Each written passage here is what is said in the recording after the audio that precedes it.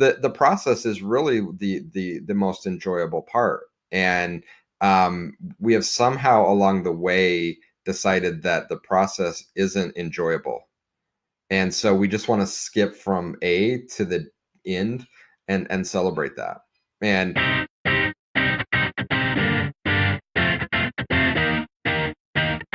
welcome to 33 Tangents, a roundtable discussion covering a wide variety of topics from digital analytics to working remotely to current happenings in business and technology.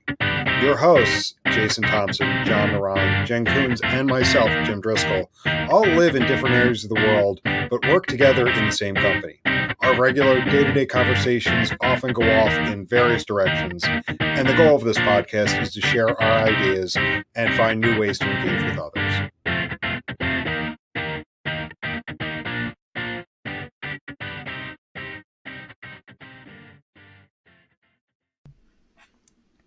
All right. So the Sixers won their playoff series. And I have not been following the playoffs this year for some reason. Not at all. No. No, I saw Dame Lillard and the Trailblazers had some kind of amazing comeback last night, and he hit the game winner because it's plastered all over my social media. But I just, for some reason, haven't kept up with the playoffs this year. Oh, okay. Yeah, I mean, right now with everything, I was just kind of out of the loop for the first round, but the Sixers are moving on to the second round, and I'm trying to think back, how long it's been since the Sixers have gotten out of the first round of the playoffs. Has it been a while? It's been several lean years. Well, I mean, you're winning the titles in all the other sports, so why not add another one to that list? Well, the Phillies had a great start to the season. They're kind of going through a bit of a rough patch last night, but I was putting the baby to bed and caught the end of the Phillies game. And in baseball, there's just like there's little things you do and there's things you don't do. So 2 outs in the ninth, and the Mets are up 9-0. So at that point, just close the game out. Yeah. You've taken so far 2 games out of the series, and Rhys Hoskins is up, and the pitcher decides to chuck a ball over his head, and it was kind of like he was sending a message like we own you. And then of course the umpire, the benches slowly start to empty. No brawl or anything, but of course they're yapping, and the umpire warns everybody. They go back a couple pitches later, ball 4 over his head again. And at that point, there's yelling, and I'm like, yeah, you just lit a fire under them. Because they've been just struggling, and, you can tell that they're frustrated. And even the announcers who are former MLB guys are like, yeah, you don't do that. That's how you tick off an opponent, and they come out and really take it to you the next night and even the next series. Yeah. Baseball's interesting with all of the unwritten rules, and no offense to any relief pitchers, but I get such entertainment out of watching benches clear on YouTube videos for watching the bullpens. It is the most hilarious thing ever. If you like these, everyone gets mad, and then all of a sudden you see the bullpen gates open, and both sets of bullpens jog through the outfield side by side up to the mast, and I'm like, you guys aren't going to do anything. I'm like, why not just come out of your gates, and then the 2 bullpens go at it? But no, they kind of nicely walk side by side towards the main, the main little fight. Yeah. But one of the best, and I forget who the batter was, but Nolan Ryan was the pitcher. Hits the guy charges the mound, and Nolan Ryan puts him in a headlock. Oh yeah, I've seen that and one. Starts throwing punches. Yeah. I've watched lots of bench clearing brawls on YouTube. I don't know why I find them so entertaining, but they are, they're fun to watch. Well, it's like hockey fights too. Yeah. Baseball's interesting. Baseball has so many unwritten rules. There's one fight that I remember watching. I think it was I can't remember the team, so I'm not going to say it. But there was a young kid that hit a home run. He took a little too long to look at it. It was his first ever home run.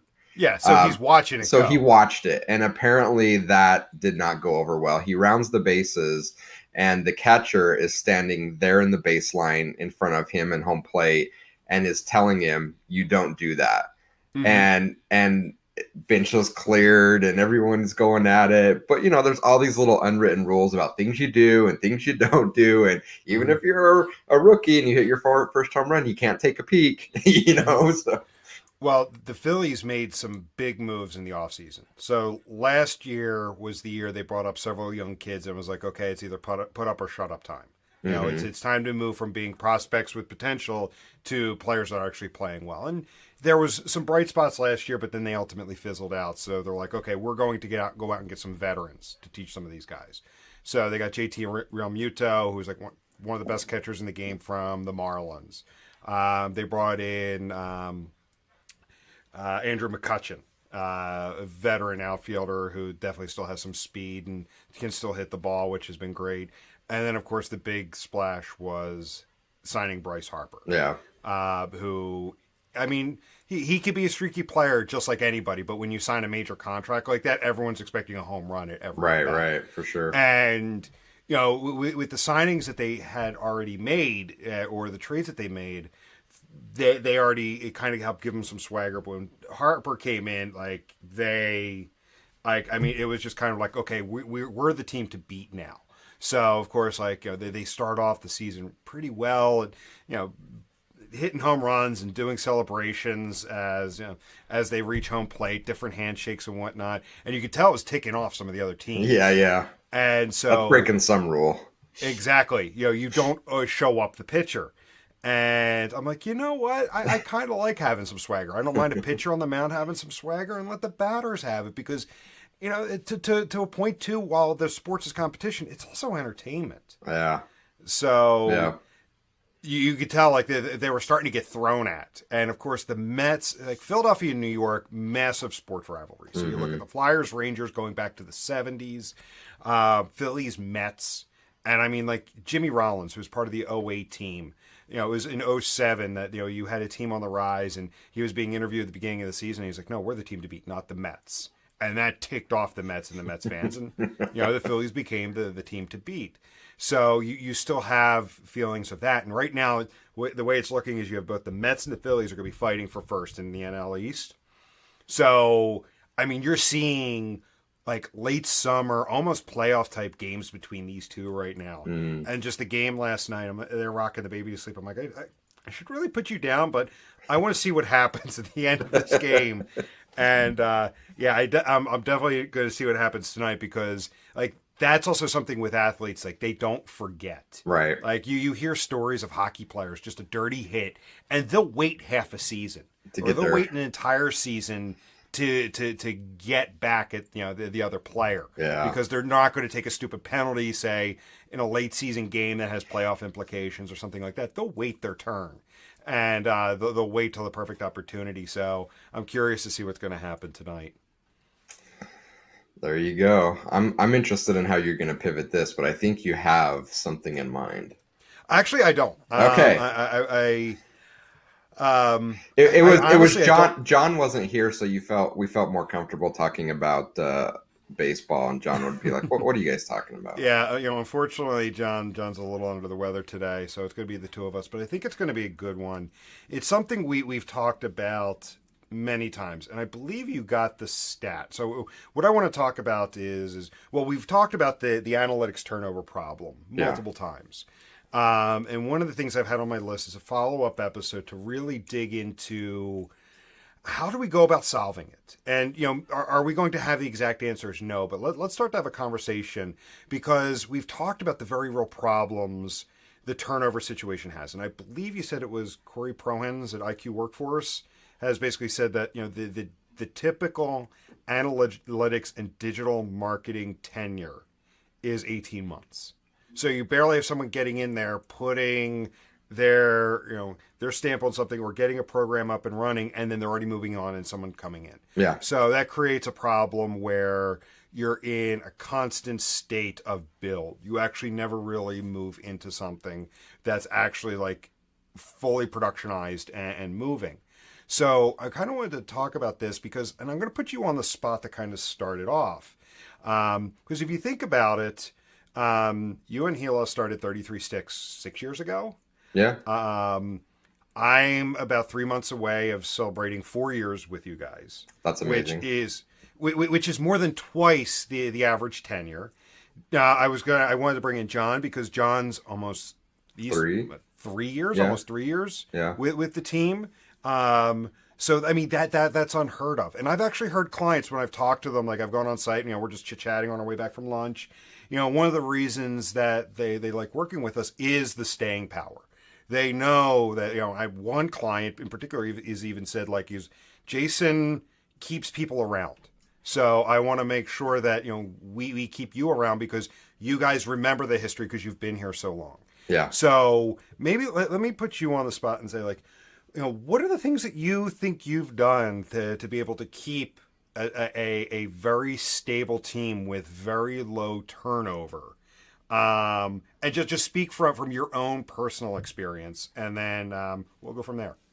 Man, you are putting me on the spot. Um, so yeah, and it's interesting because I had a similar conversation yesterday with one of our clients. We're talking about some additional work with them this year, and he said something like one of the things that we maybe even take for granted sometimes is that you guys are always around and our consistency, and we have complete faith that you're there.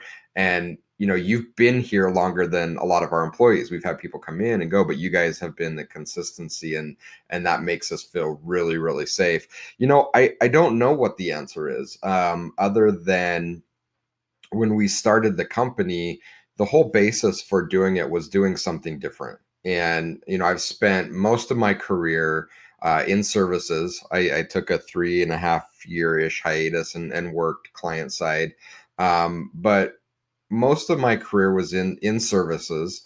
And I got to see a lot of things that I really, really liked and some things that I didn't like.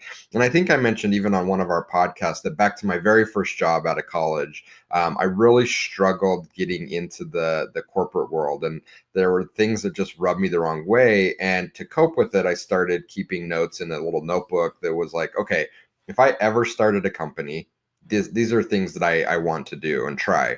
And so I've always had that mindset of, I think things can be done differently.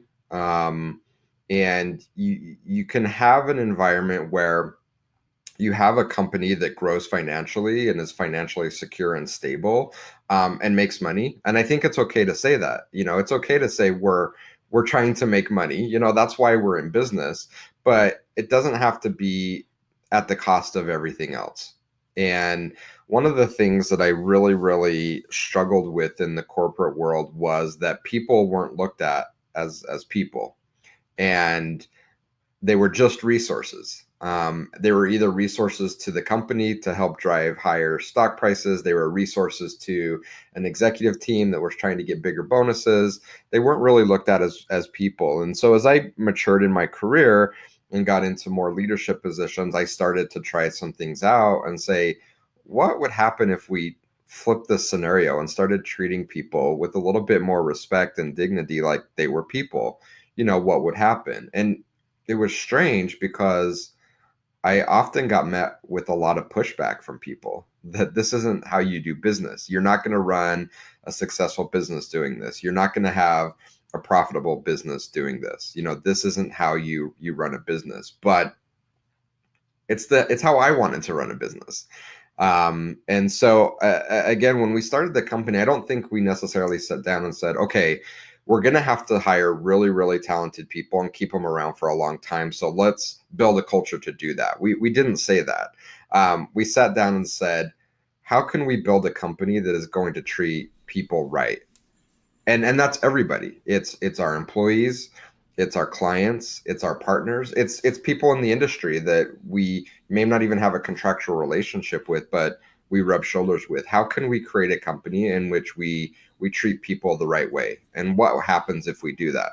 And I think one of the really nice byproducts of that is we've attracted really smart and talented people that have wanted to stick around for a long time. So I think that the baseline is just treating people with respect. But the bigger part of it is that we've started to understand is you also have to understand what people need and what drives people. And understanding that at an individual level and not just coming up with one plan to say, here's how you mature through our organization. Because we know everyone's different. Jim, you're different than John. You have different goals and desires for where you want to take your career and what motivates you.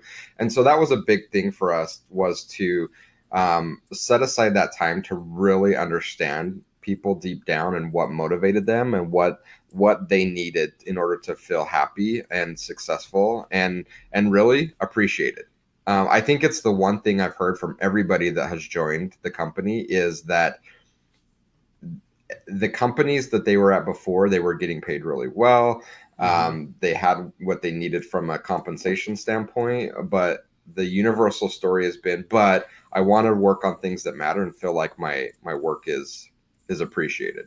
So I've kind of rambled on and probably well outside kind of the scope of why people switch jobs so quickly. But for us, that's what it came down to, was just flipping the scenario and doing things differently and offering people a different environment than they had been in before. So hopefully they're in a place where they're happy, they're content, but they're still pushed to do more, and that we recognize the value that they add to the organization and help them celebrate that. And no, that's perfect. That's exactly how I was kind of wanted to start it off. So, start talking about you specifically, and yeah, and it may not have been specific things that you've done, and sometimes it's the specific things that you do that I find sometimes backfire. It's the how do I want to word it? It's sometimes the unintended consequences of Yeah. doing things the right way. You find in this case find the right people. Um, I I think think it's a cultural thing. For me, it's building the right culture and then letting things shake out. I think too many companies, and maybe it's more difficult. I'm sure it's much more difficult with larger scale. But when you come up with, you see these companies come up with something like, okay, this is going to make everyone happy. Okay, we're going to put in a game room, or we're going to mhm. have free soda in the fridge. Well, that may align with a certain group of people, but Mhm. it's much different from setting a culture of, we're going to be different, and our culture is going to be about caring about people, truly caring about people on a personal level. And then all those other things may come in and go, but they're not the central focus of your culture. Culture isn't a ping pong table. Exactly. And the ping pong table, the game room, the Nintendo Wii's, the PlayStations, whatever, and the free soda, like that gets old, especially when you have an organization that is burning you out. Yeah. Because I think that is one of the big drivers of a lot of the turnover is for the typical agency model is to chase every single deal and win every single deal, have every logo possible on that was it typically slide 2 or 3 of Yeah, the a NASCAR the presentation deck. NASCAR slide. Yeah, the NASCAR slide. So having as many logos there is one of the unintended consequences there is you start burning people out Yeah. because um, you're pushing them to get more and more done. You've talked about with the billable model, people having to work 38 and a half hours a week specifically on client stuff. Hmm. But then you're also asking them to do other things as well. So those other things start to get old very, very fast. And I think one of the things I've liked since I've joined here is, and we talk about it a lot, is not chasing every deal, chasing the deals that are right, chasing the clients that are right, so that we don't burn ourselves out. Because I know at one point, I don't know, like I was just, it was a crazy fall with several clients and projects trying to get done before the holidays.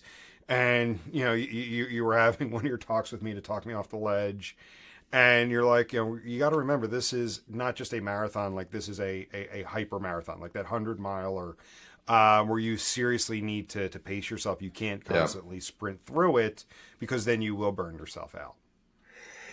Yeah, and I think it's important to recognize there are a lot of massive differences between services companies and other companies. So if we're talking about why there's such a short tenure in analytics, I do think it's important to recognize that fact that there are huge differences between those two. But to your point, with services companies, that was a huge motivator for starting the company. Again, having spent most of my career working in services, was this is a road to burnout. And I can see that it's difficult to be in it long term. And a lot of really, really big agencies. So if you look at the big agencies out there, that's their model, and they fully embrace it. They don't hide from it. And I think, that's fine. As long as they're being open and transparent that this is what we do. Their goal is to have a few elite people at the top.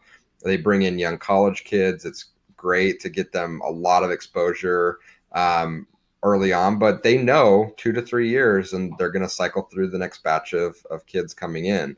And that's how they sustain their model. For me, and what we were looking to build, we wanted to have a bit more stability and experience in what we did. And I knew that there's no way that I can go out and get a Jim and have him come join us and say, you know what, I'm just going to try to squeeze as much as I can in the shortest period of time. If I did, we wouldn't be, well, maybe we'd be having this podcast conversation, but you'd probably be off working somewhere else and we'd have you on as a guest, because it wouldn't have lasted 4 years, right? It wouldn't have, no. It just wouldn't have lasted. And I think for us specifically, why we have such long tenure with our people is that has been an absolute focus, is that we don't want to burn people out. Our goal isn't to maximize profits this quarter. We're in this for the long run. And in order to do that, we have to make some really conscious choices about what's best over the long term, not what's just best today or this quarter. Mm-hmm. So when you look at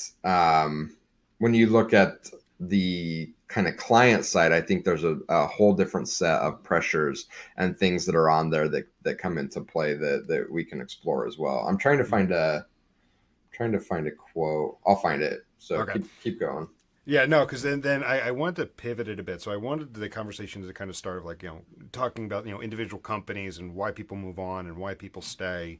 But then there's this other thought I was thinking about kind of coming into it, is more of kind of like an industry kind of trend, or maybe trend's not the right word, but an industry characteristic per se.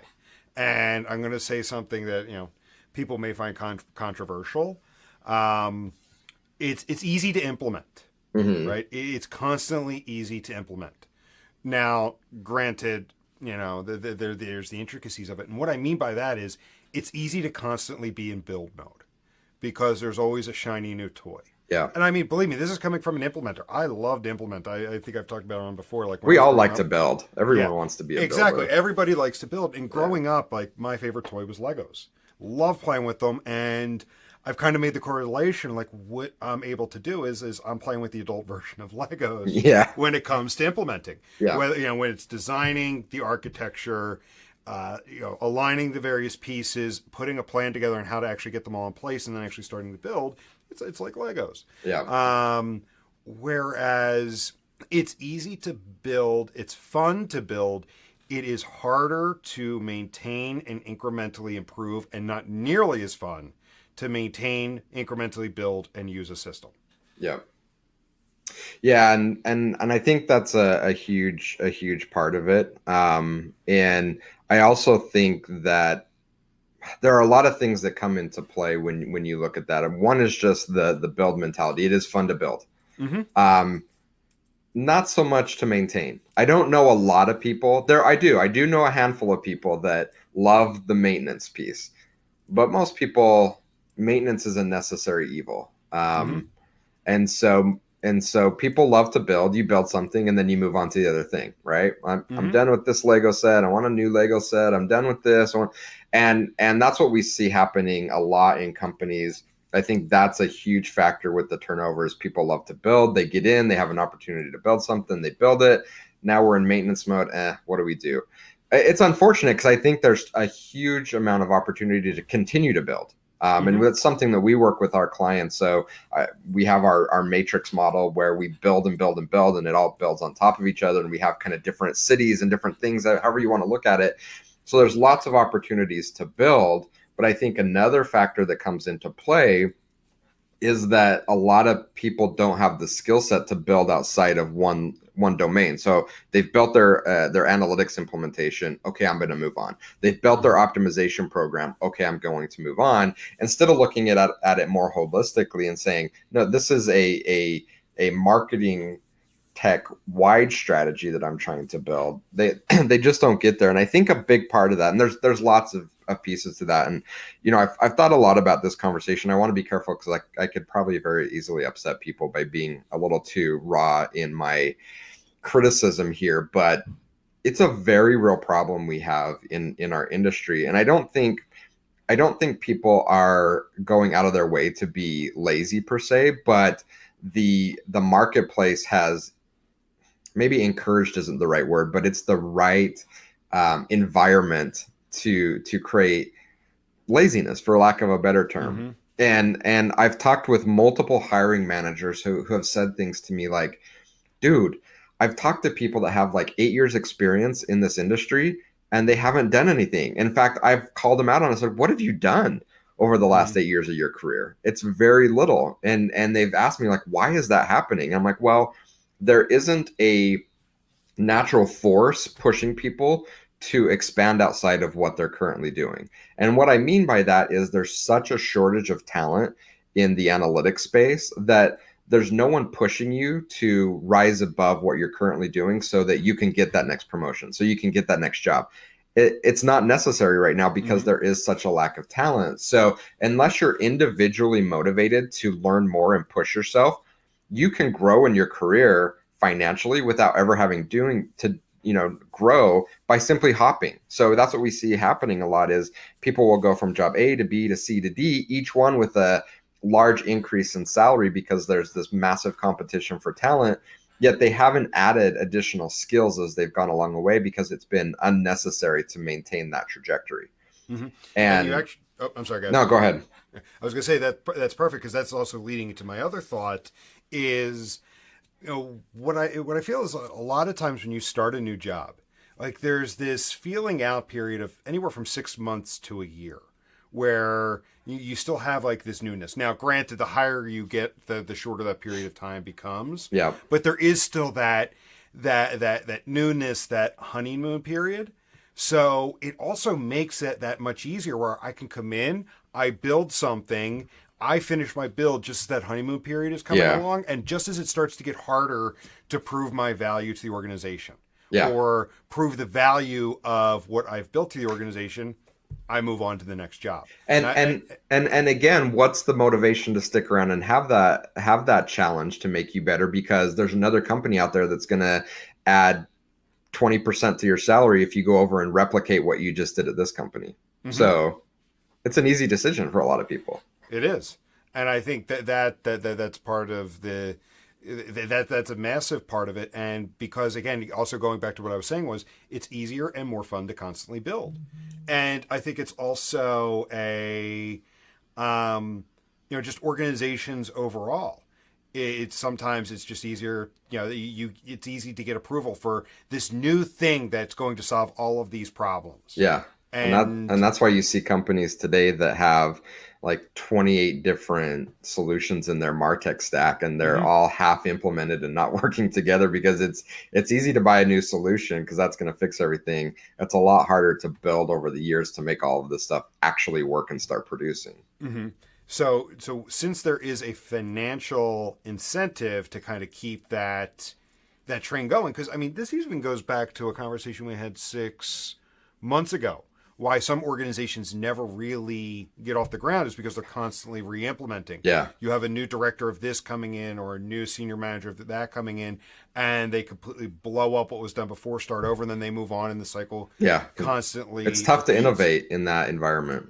Yeah. So it's, and since there is a financial incentive to kind of keep that cycle going for all involved, is there a way to start the conversation within the industry to say, yes, implementation's good. Yes, implementation's fun. We all enjoy it. But at some point, we as an industry need to get beyond just implementing new solutions or re-implementing an existing solution and get into that maintenance phase to, for the betterment of our clients. And again, that could be utopian me talking, and Yeah. you know that like that's some kind of fantasy. But at least when they're going to put it out there, is that some kind of conversation that could be started?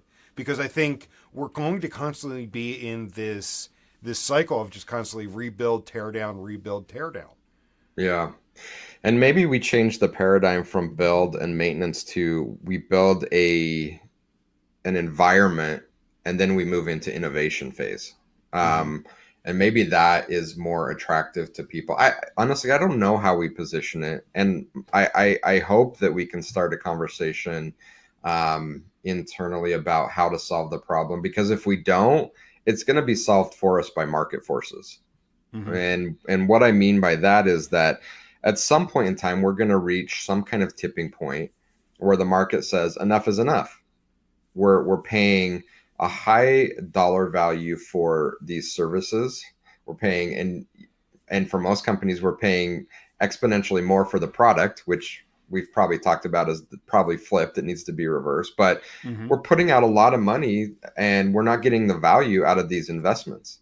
And at some point in time there will come a reckoning where some of that is pulled back and we have a really hard conversation about the value that these things are creating, both from a product and from a services perspective. So I hope that we can have a conversation about that. So we're obviously very focused on that as 33 Sticks, but our sphere of influence is fairly small. You know, Mm-hmm. we can influence our client base. We can maybe influence the few people that listen to our podcast, but that's not going to change the entire direction of an industry. Mm-hmm. And so while I think we can insulate ourselves against those market forces, the greater industry can't unless something larger happens to address the need to fix what is fundamentally broken right now. Mm-hmm. And us go back to where we started the conversation about doing something differently. So, to me, it's challenging people to look past the short term implementation dollars. Yeah. Let's just focus on services companies, so consulting firms and agencies, where there's the short term. Hey, we'll come in and implement this for you. You Yeah. may have a solution, but our recommendation is you need to completely re-implement it. Looking past that and looking toward the long term dollars, which I think could be greater if you get a client in past that implementation phase into somewhere where they have the solution in place for 2.5, 3 years, and it's fully productionized, and that's actually driving change within the organization. Yeah. No, I think you're absolutely right. And it's really a conversation about sustainability. And a lot of companies aren't having that conversation. And to your point, I can't remember who I was talking to earlier this week, but I see that happen with so many companies and a lot of service companies unfortunately are helping drive this where it's let's make this big investment today and not worry about tomorrow. Let's just build for today. You have a list of things you're trying to accomplish. We'll check everything off that list.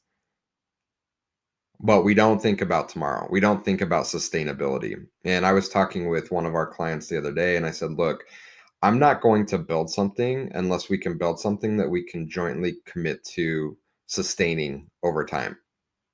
And that's a different conversation because I can quickly address your business needs right now, but that may not be the right solution. We have to think about sustainability in everything we do. So I found this quote and it was for a different part of the conversation, but I think now's a good time to bring it back in. Um, I'm a big fan of Yvon Chouinard, the founder of Patagonia. A lot of his philosophies and thoughts about doing business have informed how I've created and run 33 Sticks. And there's this one quote in here that has really stuck with me. And this is from, and I will link up the episode. There's this NPR interview with him. Let me see if I can find it. I'll scroll down. Sorry for the time. Where they're talking with Yvonne about building the company. It's like a 25-minute podcast. It's amazing. It's like the Bible to me. I've listened to the episode over and over and over again. Um, But there's one part in there where they're talking about his vision for building a company and why he's making the decisions he is. And he said, I, as an owner of a company, um, I have a responsibility to sustainability. And we decided to put our company in a path to where we would be here 100 years from now. So all the decisions we make are for the long term. um, which means that for him, and the question was about growth and the push of Wall Street to grow 15, 20, 30% every year. He's like, you can't keep up that pace long term. You will die. And so we made the decision we can't grow 15% every year. We decided to grow at a natural, organic rate, and continue to tell our customers that we're going to create high value product. They may get frustrated with us because things are sold out, but we'll come back with more and better product, but only at an organic rate. And my whole point in bringing that up, and I probably didn't do that quote justice. And again, I'll link up the full episode in the blog post for this episode because I do think it's very much worth a listen. Is that if we're not thinking long term and sustainability, then the default position is let's grow and go as fast as we can. And while that may work in a short period of time, if you stretch that out and you're really trying to build something for the long term, that model has proven time and time again to be faulty. It can't be sustained. And so for us, when we're talking with companies about what's the right solutions to build, it's easy for us to step back and say the answer may be really clearly we do A, but the right answer might be B, and it's going to be a lot harder for us to do, but it's going to position you to be more sustainable in the future. And it's going to give us a higher guarantee that 5, 10 years from now, the work we're doing today will still matter. I can almost guarantee you if we don't think about that, it won't. Not only 5 years from now, like a year from now. It's amazing. And you probably have seen firsthand, Jim, stories where you've seen implementations that were on spec and met every one of the requirements of a customer day one, by 90 days in begin to fall apart. Yeah, Right. because they immediately just either walk away from it, or there's no plan to say, okay, this is what we need to get out right now. But there's the follow up question of where do we go from here isn't even asked, much less Yeah. answered. Yeah. And so for me, what I would like to see more is the industry celebrating people who are really mastering their craft. I think as an industry, we like to pat ourselves on the back for running after the next shiny object in the sand. Right now, you see a lot of the thought leaders in our industry chasing AI and all of these new things that are kind of the hot technologies. And they're going to be speakers at conferences and they're going to win industry awards and they're going to get write-ups about being on some list of something under something, and that's fine. But what I'd really like to see celebrated, maybe not instead, I would prefer instead of, but maybe in addition to, is we celebrate people that have really dedicated to becoming masters of the craft. And it may not look as sexy, but to those of us on the inside that really know how difficult mastery is, it is something that is beautiful and we can really, really appreciate. And so if you're asking like what do we do as an industry, we can talk about it all we want. We can say that this is a problem. We can bring it up and talk about it at conferences and events. But really, I think if we start to shift our focus in what we appreciate and celebrate, and as companies looking to hire people and reward people, and as an industry, what we're willing to celebrate and talk about, we need to flip the script to celebrate those that have truly invested and want to become masters of the craft. Mm-hmm. No, and I completely agree with that. And I actually got have like a related, something related to that. But a quick aside, the whole mastery thing. Like I've got a blog post started, related, kind of going back to when we talked about mastery a few weeks ago, and kind of some of the things that I've really started to do, me personally, giving my personal experience on that. But related to what you were talking about, people talking at conferences and what is celebrated. One of the things that drives me nuts about conference presentations, whether it's local meetups or major annual conferences is you always have this situation where vendor partners with client, they talk about a use case, and it goes from we had this question, and then it's we were able to do all of these things. There's very little talk about the in between. And if we spent more time talking about the in between and say, yes, they had this question 3 years ago. Mm-hmm. And we've spent the last 3 years incrementally getting here. We set out these 5 major milestones. And it took us 2.5 years to fully get it built. And then the last 6 months truly realizing the gains of it. I think that is also necessary. Yeah. Because what happens is it gives this false sense of how quickly something can be built. Yeah. And you then run into a situation where you paint this big picture of where you want to be. And one of two things either happens. You keep looking at the picture and like, oh, we could be there in 3 years, but then 2 years goes by and it's still 3 years away. Or, so you get, intimidated by it, or you start moving on it slowly and people get bored with it, people get frustrated with it, and it just slowly starts to die on the vine. Yeah, and I think again that comes back to what we celebrate and what we find joy in doing. And I think society, as a society, we have become less and less able to delay gratification. Agreed. Because we see the end state as what is exciting. We don't see the process as fulfilling. And I've seen it across the board, and this isn't specific to our industry. It's just across the board.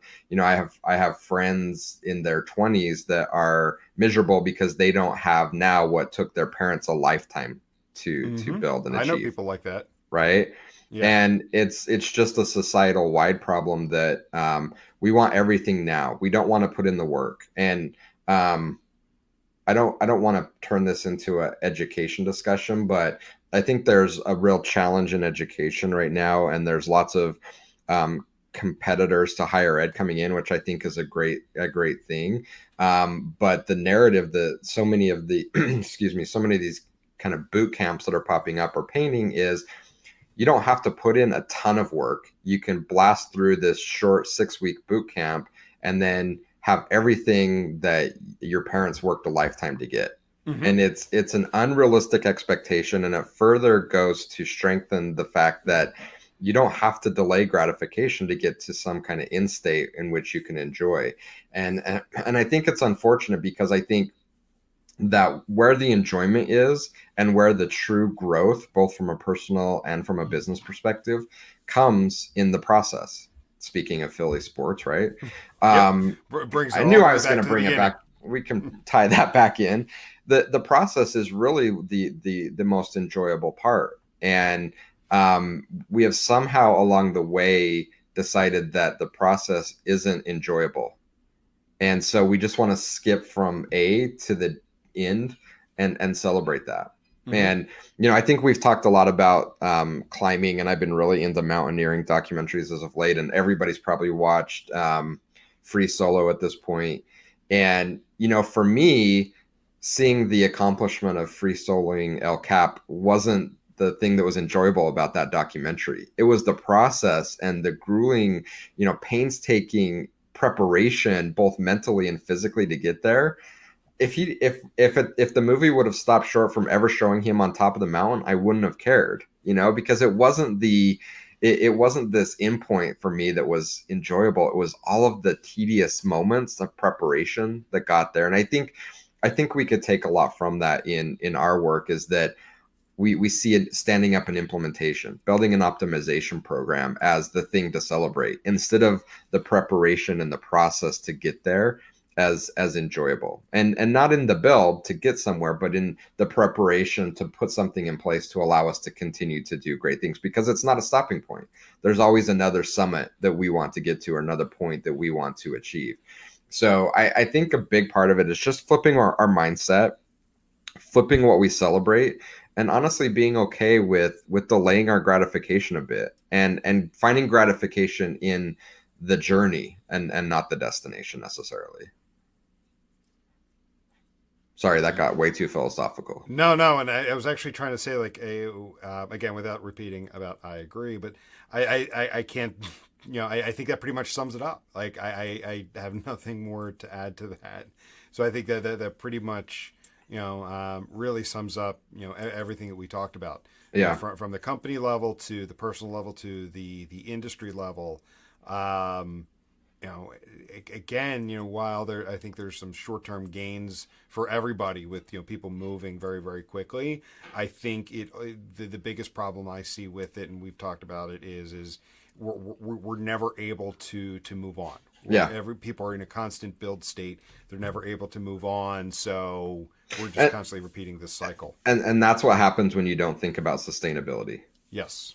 If I'm a shoe manufacturer and I'm not thinking about sustainability, I'm building crappy shoes that wear out every 3 months. So you're constantly buying new shoes, So it permeates every industry that if you're not thinking about sustainability, you're constantly in that build phase because things are wearing out, things are turning over. And maybe that's not right for everybody, but for us, it's absolutely essential that everything we build is about sustainability. And I would challenge those that are listening to find ways to look at what they're doing from a more sustainable perspective. Whether I'm an analytics manager at a company and I'm tasked with building out the organization, take a step back and think, am I making decisions that are sustainable? And it doesn't matter if it's within my tenure here or not. It should be the long term. Like I want to leave a legacy, whether I'm there or not. I want what I have to sustain over the long haul. And that's a change in perspective for a lot of people. If you're building a company or you're running a services team, are the decisions we're making just for today, or are we thinking about how will this be sustainable in the future? I'm not going to say it's a silver bullet, but I would say from what we've learned, both from running a business and advising our clients on what's best for both them as a business and individually as employees, is that it's a very safe bet to bet on sustainability. It usually wins, especially in a long enough time frame. Yeah. Cool. Well, I mean, I think that, again, that pretty much sums everything up. I've got nothing much more to add, so I think we can go ahead and wrap up for there. I think you put a really, really nice bow on a multifaceted conversation and a multifaceted topic. Yeah, it's a fun conversation, and again, one that my goal isn't to like rock the boat or upset people and say we're doing it all wrong. I don't want to stretch this out any further, but I don't want people to take away that message that we're making a decision to be lazy or not push ourselves. It's just the environment we find ourselves in, and in order to correct that, we just need to recognize it and expect more out of ourselves, because we're all capable of doing more than we think, and from there we can start really talking about innovation and doing bigger and better things, which I think we ultimately all want. And it's ultimately pushing people to think differently. Yeah. Just before we started, you and I were having a conversation about some recent things with a client, and we're going in there saying if we keep it as business as usual, we're all going to fail. Yeah. Whereas if we come in and we challenge you to think differently, and then you push back to make sure we're continuing to do that, that's how we succeed. So no, I think what you're basically doing is challenging people to think differently, and there's absolutely nothing wrong with that. No, I like that. I like that challenge, and we do it internally all the time. I force everyone all the time, and as a business. So again, we have a small sphere of influence, but if we could be a little pebble and someone else picks up on that vibe and message and helps distribute it, then maybe we can make a larger change. Yep. All right, good topic. Yeah, starts with just one little ripple. Yep, for sure. Cool, man. Well, I appreciate the time, and we'll go ahead and wrap up for now. Thanks, Jim. All right, thank you. Bye-bye.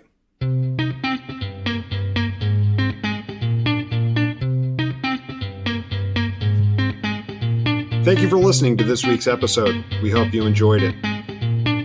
If you'd like to reach us, you could do so by emailing podcast@33sticks.com or on the web at www.33sticks.com. The 33 Tangents podcast is a production of 33 Sticks.